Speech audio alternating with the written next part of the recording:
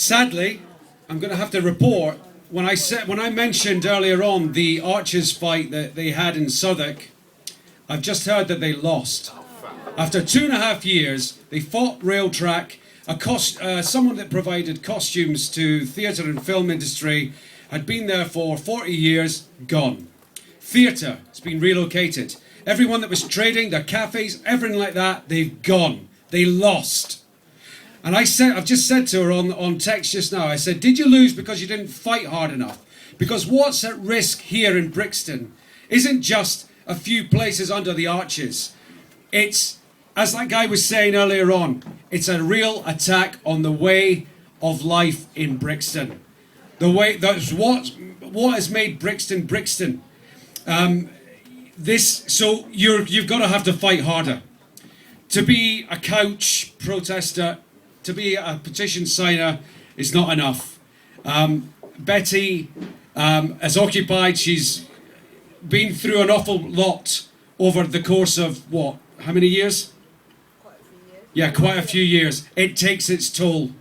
Now listen, the one good news is that tonight there's a councillor in Lambeth, a guy called Oliver Coxhead, and I've just found this out tonight, in Vassal Ward Labour Party, is stepping down. And his reason is he's resigning because of the level of cuts that he cannot take from the people in his ward that are giving him a hard time to say that Labour have turned their back on normal working people. Those people who always vote Labour because they thought that they were standing up for them. Someone tonight, this guy here, this gentleman here, has said enough is enough and I can no longer represent this party in Lambeth.